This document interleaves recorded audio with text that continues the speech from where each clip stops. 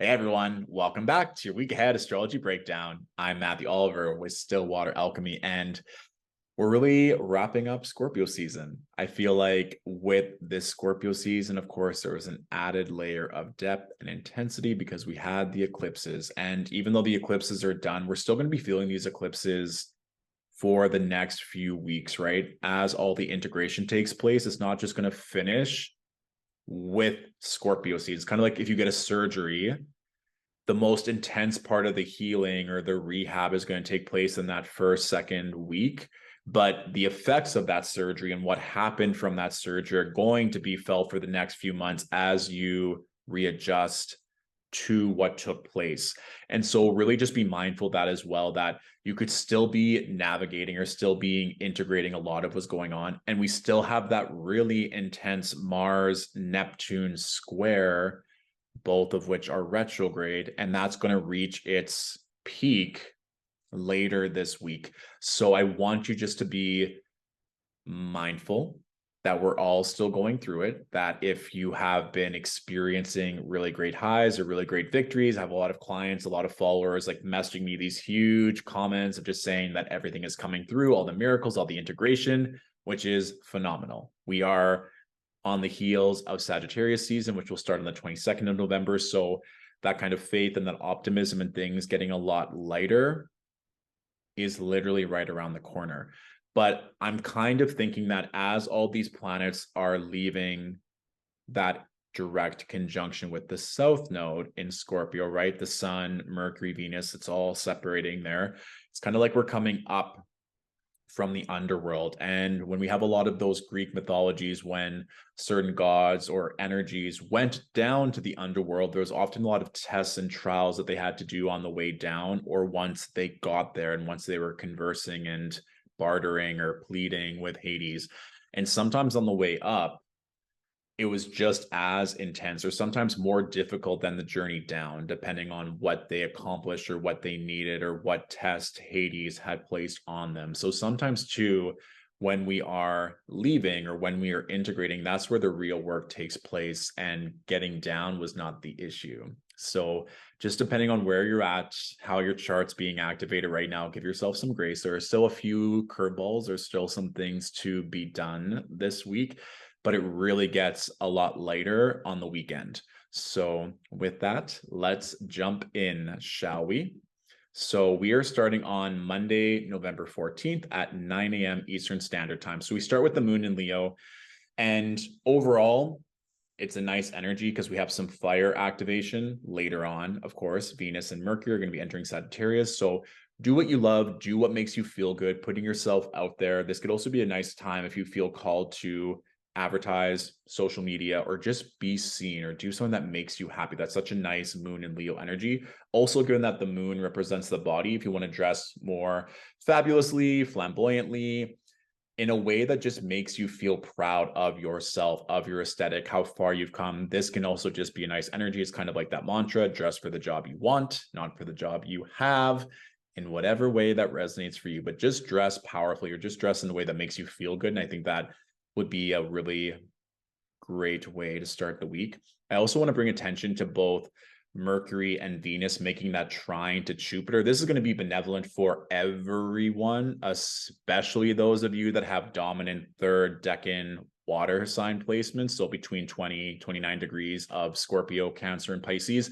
Really, really nice energy. But for everyone looking at the houses ruled by Scorpio and Pisces, this can just be something really beautiful, harmonious. This is just something good no matter what, whether it's for pleasure, money, opportunity, health, it's just a really nice transit, especially given that Venus is exalted in the sign of Pisces. There's really good mutual reception happening here. So be open to something really benevolent happening to you. And sometimes too, you're the one being of benevolence or being of service or blessing someone in that moment. And then that comes around and blesses you later on. And that could also take place tomorrow when Venus is also an aspect really strongly to Jupiter.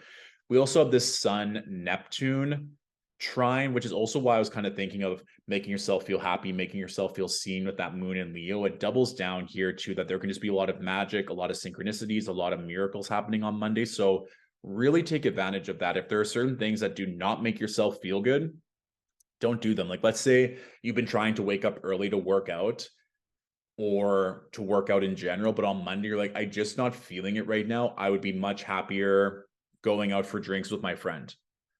In this instance, I would prioritize what makes you feel good over what you should do to be responsible or to do the work. Be happy and allow the magic to flow in. This can also be a nice energy in terms of either a father figure, an authoritative figure, like that solar energy, really blessing you or something happening in a nice, kind gesture. We also look to Neptune as being quite a porous energy in terms of energy being very open. So being around other happy, affluent, or cheerful people, or even just being outside in the sun can lead to nice energy. So please take advantage of that on Monday. Now on Tuesday, there's a bit of a different tone, just given that, of course, we've known this all year, that when the moon is in fixed signs, that she's facing some difficult aspects. We can see here the moon is in opposition to Saturn. She's also making that square to Uranus. When I was preparing for this breakdown, I was curious about the moon making squares to both the north node and the south node. And part of me was thinking that might be leaving something that feels safe and secure to go into the unknown, to go into something that we don't know necessarily is going to work. So for example, let's say you want to start a business, and that means taking out a loan or getting a line of credit or putting things on a credit card. And that can be really scary because maybe in your past you've had scarcity mindsets, or you lost money before, or you didn't have a lot of money growing up. So the prospect of you going into debt or going into debt further can be very scary.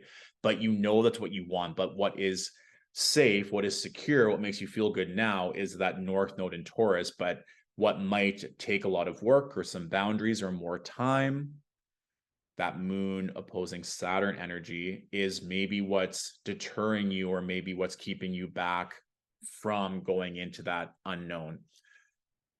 That's just kind of what I was intuiting more so than from the astrology, but we've all kind of been there, whether it's in work or opportunity or love or residence, traveling, whatever it is, of, well, what if it doesn't work out? Or what if something from my past is holding me back? And that core belief or that core conditioning is what is rooting us all in that. And I want to remind us all that these eclipses are here to shake things up, and that there's probably certain situations that you're being called to move forward. And yeah, it can be scary because now you're switching a whole belief system. You're moving into a way of living that you haven't done before.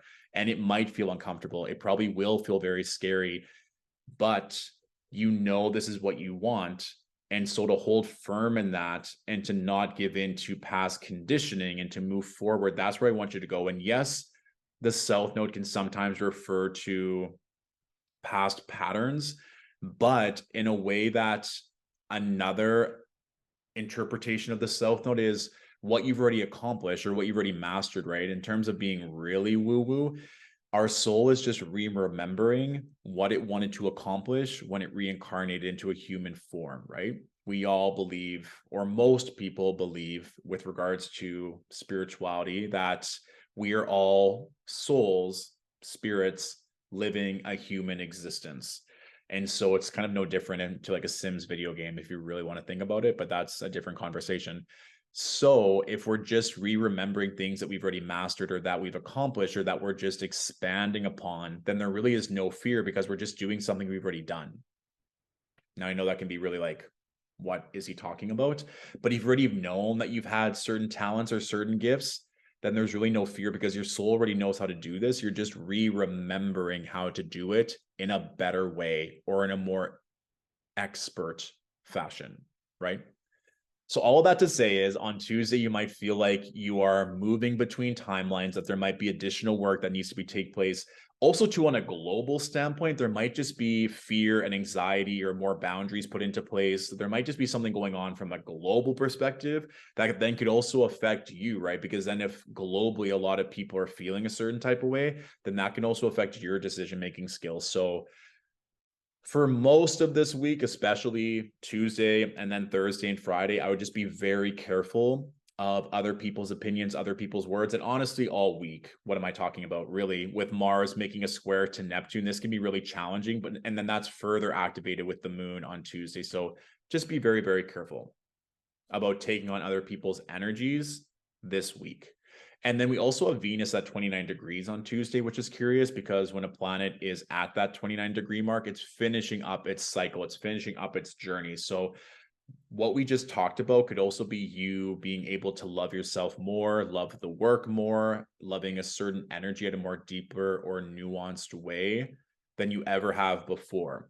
So this is where it's like choosing love over fear. And I think that is really going to help you make that decision on what needs to be done on Tuesday. Now, Wednesday, Venus moves into Sagittarius, which is a completely different tone shift, right? Like Scorpio is fixed water, Sagittarius is mutable fire. One of my favorite Sagittarius examples is Miley Cyrus, because she had that whole kind of prim and proper Disney Hannah Montana, but then when she moved into her kind of truest form and what she wanted to do, she just wanted to have that freedom. She wanted to play, she wanted to be adventurous. I remember when Wrecking Ball came out and there was like that whole VMAs kind of performance and people were like, what is my, this is so out of character. I think it was just her going full into her Sagittarius energy instead of being confounded into what she was when she had that Disney upbringing. That's just my personal opinion. And not that all Sagittarians are like that, but I think there's this carefree energy and also not really caring what other people think about you. It's mutable fire. It really can't be controlled. It's like, oh, that wildfire is bad. It's still going to keep growing. It's still going to keep wanting to expand. So this can be an energy too, where you're not so concerned about the rules or the laws or what, in terms of laws of self-governing laws that you give yourself, of what needs to work in a relationship or how you want to love or how you want to experience certain types of pleasure. There might be ways of switching things up, kind of like variety is the greatest spice of life type mantra. And this can also be a more extroverted way of putting yourself out there, especially when we move to Thursday, when Mercury joins Sagittarius, that you're just more open to trying different things. You're open to really going out after what you want. On the other side of this transit, it can be putting the carriage before the horse and kind of having these grandiose ideas without the follow through of the foundation to support them. If you remember that documentary about Fire Island, that music festival that had all the hype, that was supposed to be one of the greatest things, had these supermodels, this amazing lineup, and then it never actually happened. The whole founder, the guy that was running that whole entire operation, is a Sagittarius. So I think that on one side, Sagittarius can have this big, bold, beautiful energy, right? It's a fire sign ruled by Jupiter, but we need to also be able to lean back and have the work and the support to get us there. I will say a lot of the clients that I work with, they have the follow through, they have the mindset, they've been doing the work. Now they need to be able to open themselves up and believe it's possible. They need to put themselves out there. They need to go and explore and kind of take a bite out of life. So in that case, if you're more of the latter in that example that has been doing the work, that's putting all the time in, now you get to reap the rewards. Now you get to go to that cornucopia of goodies and have an all-you-can-eat buffet. So that's why I'm looking forward to this energy, because it's just a completely different shift from what we've been experiencing in Scorpio. And it's a time where you get to have a bit more fun and be a bit more free than maybe you would normally. And I will say again that Mars square Neptune, have fun, but don't completely throw away all your ambitions, or don't, because it's kind of like if you restrict, and then when you finally let yourself out of the cage and you just go wild, there's also a possibility for that to happen as well. Because with this energy that we're dealing with on Thursday and Friday, we now have 6 planets in mutable signs. We have the moon, Mercury, Venus, Neptune, Jupiter, and Mars. That's a lot of adaptable, mutable, change-like energy in the air. It reminds me of that episode of Friends where Phoebe asks Monica and Chandler for help to babysit her brother's triplets. And initially they agree, but then Chandler swallows a plastic toy gun and has to go to the emergency room. And so then Phoebe has to take care of all the triplets by herself. And this could be on Thursday where it's like you agree to do something, you try and take on a lot of work because you think that you can, or you think you have the energy to do so. And then Friday can really cause a sense of overwhelm because we now have this T square with Mars retrograde, Neptune, and the moon. And so with the T square, it's an opposition that also has a square that both of the planets in opposition are making. So with a T square, you want to look at the planet in the middle to see, it's kind of like a teeter-totter, right? That we know with a teeter-totter, it's very hard to balance. But if the planet in the middle of the teeter-totter is also in a very tricky placement, then it's like there's really no way those planets are ever going to be having any fun, whether they're in balance or whether they're going in a normal routine. So one thing, of course, is we need to be careful of burnout. We need to be careful of overwhelm. We now also have the moon making that square to Mars. So the moon representing our body, we've been kind of tracking moon Mars aspects ever since I've been doing these week ahead breakdowns. And Virgo rules the intestines, the digestive tract. So this can also be trouble with our stomach. Be careful of food poisoning. Don't just get Uber Eats or order out from anywhere because there could be risk of upsetting your stomach. Really making sure that you're being mindful of just eating in general. Sometimes when we're so stressed or so busy, we just eat anatomically and we're not really being present. And sometimes too, it can go the opposite way of not eating at all. And then you can have a risk of low blood sugar. So these can just be things to watch out for. And it can also be a lesson too, where we need to say no, where we need to ask for help, where we need to be honest and say, this isn't something I can add to my plate right now. Please ask someone else, or whatever you need to do so that you're not depleted. And we're still in Scorpio season. We're still in eclipse season. So it can also just be where a lot of things land or where a lot of things are taking place. I just want to forewarn as well, because sometimes with Moon Neptune aspects, there can be an aspect of escapism or abusing drugs and alcohol, especially with overwhelm. And given this is a Friday, I just wanted to bring that up just in case, especially with all this Sagittarius energy of liking to party, liking to have fun, that if you've had a really intense week, you might be inclined to kind of throw caution to the wind. And normally the moon in Virgo is quite astute, quite grounded. But even Virgos, like the rest of us, there's only so much that we can take before we break completely. So I don't want to scare anyone, but this is just a good warning to not overload or overextend yourself. And sometimes it just happens that we have all these things that come up in our life all at once. But if you can take Friday off, or at the very least, turn off notifications from text and email and all of your apps, that'll help you stay grounded and more focused so things don't happen. I'm also quite curious as well. Like we talked about the moon being in Leo and maybe something from a global perspective causing things to happen, that if there was something on a global level, then coming through on Thursday or Friday affecting all of us, that things need to shift or things need to change, especially with all this mutable energy in the air. I know in Ontario, here in Canada, they're talking about bringing masks back into indoor spaces or even just back in general. So I'm curious if that comes into play as well, because Virgo being very systematic, very orderly, also very linked to hygiene and keeping people safe. So that would be curious. We also, if you really want to go way back, it was around the Virgo full moon in 2020 is when people were hoarding toilet paper, and people were really going crazy in and around that time, like literally like lining up for hours for toilet paper. At least they were in Toronto, and I know a lot of other places they were. So I'm always curious with this moon in Virgo, if that might be something that happens. So kind of stay tuned. If there's anything that's causing you to feel stressed or anxious, look to that Mars placement in your chart, look to the Gemini house in your chart, because that can help to understand where maybe the overwhelm, the stress, the exhaustion, or where you might feel tempted to throw out your inhibitions is going to stem from. Okay. The good news is once we reach Saturday, it's arguably one of the best days of the entire week. The moon is now in Libra. It's making sextiles to Mercury and Venus. So this is really nice because it's a much more light graceful, social kind of day. This could also be a really great day too for any type of collaboration, connection, relationships, romance. These are all really great things. I mean, depending on what you did Friday night, it could extend into Saturday morning, which would be quite pleasant and a really great day to bond.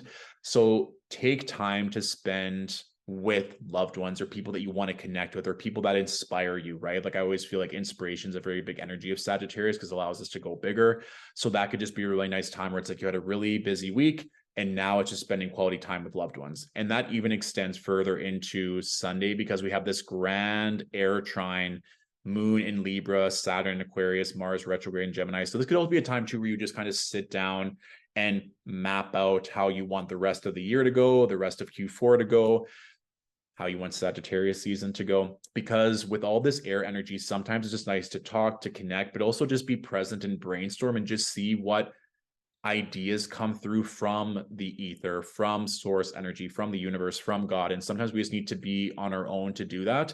But with the moon in Libra, I think you might want to be around other people, or there might just be a benefit of being in the same room as someone that really inspires you or that you get along with, or having that Zoom meeting or connecting with certain people to bounce ideas off of. And then once you have that session or once you connect with a loved one, then you can have that kind of grounded inspiration to see what further extends. This could also be a great time to connect. Like if you have a therapist, a coach, even a personal trainer with that Mars and Gemini making an aspect to the moon, to really get great benefits by being in connection with someone and then doing the work, whatever that may mean. It's a really great day for productivity and expansion, also for social media content creation or thinking up new ideas for business or for content. These are all great ideas to capitalize on. And of course, to get more specific, yes, look to the houses in your chart ruled by Libra, Aquarius, and Gemini to see how you can really use that grand air trine to your benefit. So the astrology question of the week comes from Megan. She asks, or they ask, I saw another astrologer refer to this eclipse cycle being the last of what started last year. Would love to hear more in-depth insight into the energy of this particular group of eclipse cycles and general insight about eclipse cycles from year to year, connections, etc. Thank you for all that you do for us. No problem, Megan. I will say, I've kind of said this before in different content, that people ask me, it's like, oh, this astrologer said that, this astrologer said this. And sometimes, not all the time, but sometimes these people are not astrologers. They are working in a spiritual entity, or they have a spiritual business. Like they might be a Reiki master, or they might do human design, but then they talk about astrology as well because astrology is popular. And then people think that that person is an astrologer, but then they're referencing certain modalities or certain timelines from their area of expertise while talking about eclipses. And then people think that they're talking about it from an astrological point of view. And then there are also astrologers that are also channelers, that also have very strong psychic prowess or connections to source, and they're channeling certain timelines and certain energies on their end that they want to connect and share with their audience. So in general, for me, I often don't compare unless it's someone who just studies astrology and they have an actual timeline. Because for me, these eclipses in Taurus and Scorpio started this year truly when the nodes shifted into Taurus and Scorpio, right? That happened in January of this year, and it's going to be going until July of next year. And in terms of what we started last year, I personally don't know how that astrologer was referencing that event per se. How I've been comparing these eclipses kind of like a 3-act structure. So the first act would have been in the spring during Taurus season in terms of what these eclipses are here to show us. So like in anything, but especially from like a theater or productions type standpoint, you have 3 acts. We also have 3 acts in life if you think of each act as 30 years. And so if we get to the movie, at the end of the first act, you usually have what the main character is wanting to accomplish, or they have their mission. At the end of the second act is usually the conflict at its peak, or really where the main character triumphs, or kind of like usually the climax of the movie is that end of act 2 or kind of a midpoint of act 3, right? That's usually when it happens. But usually act 2, the end of it is kind of the most down point of the main character's trajectory. And then act 3 is the resolution, what is happening there. And so at the end of act 3, even the end of our life, we can look back and see if we've accomplished what we were meant to accomplish. And if we did not, then potentially have our next timeline. And that's a different conversation about reincarnation. So for me, we're finishing up act 2 of this eclipse series. And so this can be, especially with Scorpio season and all the things that we had to endure with the aspects to Saturn and Uranus and the South Node during the Scorpio season.